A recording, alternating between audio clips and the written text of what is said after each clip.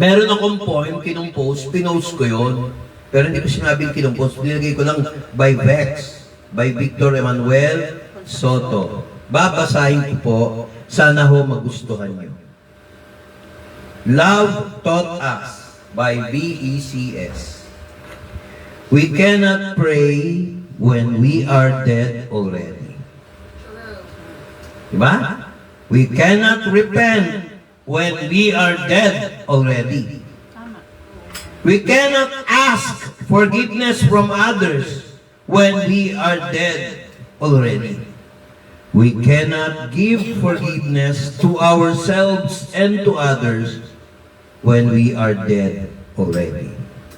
We cannot pay for our sins, shortcomings, justify ourselves out of our own goodness in this life or when we are dead already.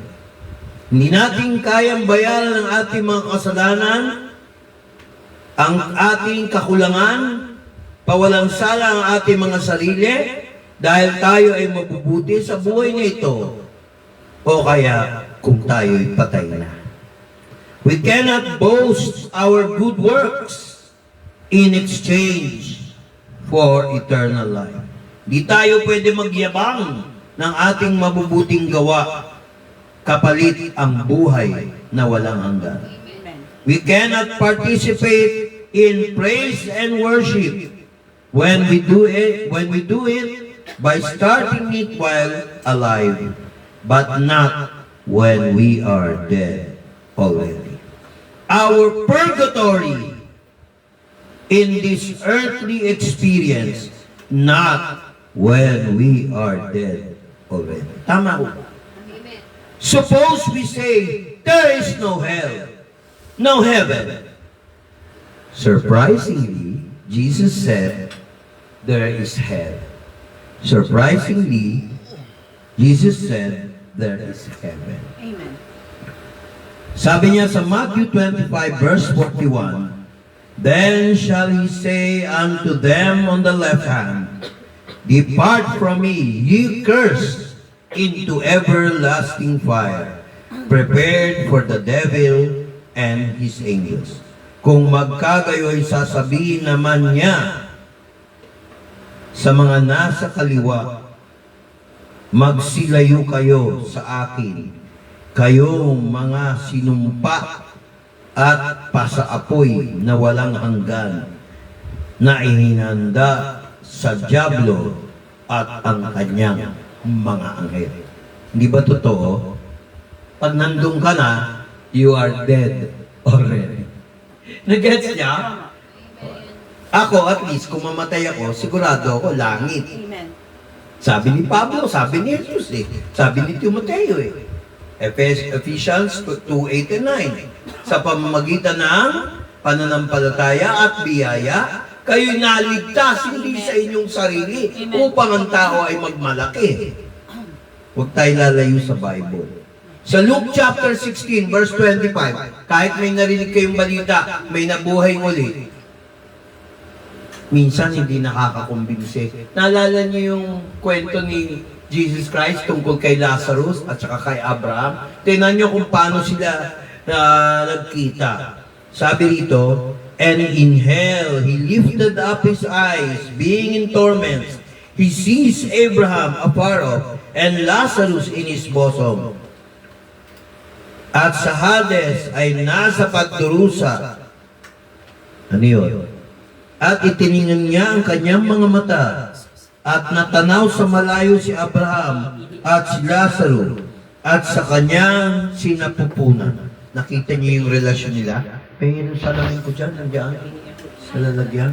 Hindi ako nagsalamin, nalimutan ko eh. Nakita niyo? So, ibig sabihin, nandun na siya sa kamatayan, akala natin, ay natutulog lang. Wala nang iniisip. Hindi pala totoo yun.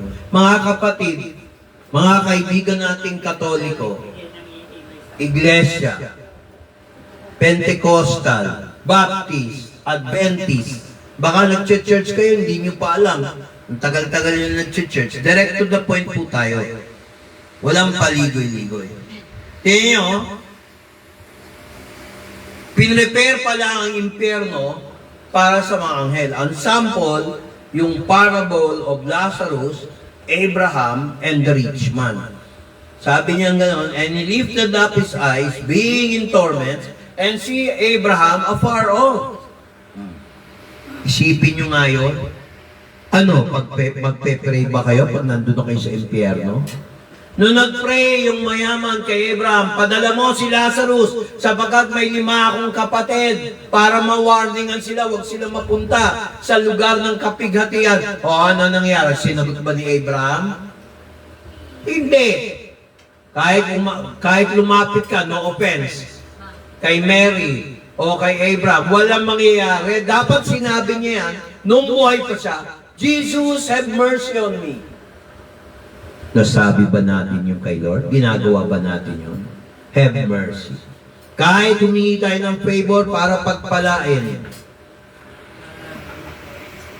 hingi natin kay Lord. Nalala niyo yung poem? Ang purgatory nasa lupa. Ano ba ibig sabihin ng purgatory? Baka may magtatanong. Purgatory comes from the Latin word purga, purging, cleaning. Tora, yung atori, purgatory, di ba? Tora, meaning ano? Earth. Cleansing earth. Saan ka lilinisin? Pagpatay ka na? O habang buhay pa lang? Habang buhay pa tayo. Magpalinis na tayo sa kanyang salita. Kung ano prescription ng the great doctor, walang iba kundi si Jesus Christ. Huwag na nating questioning. Open exam. Question number 1. Heaven or hell? Ay, syempre, Pastor, tinatanong ko, dapat heaven. O, bakit hindi niyo sinusunod yung aking pangangaral?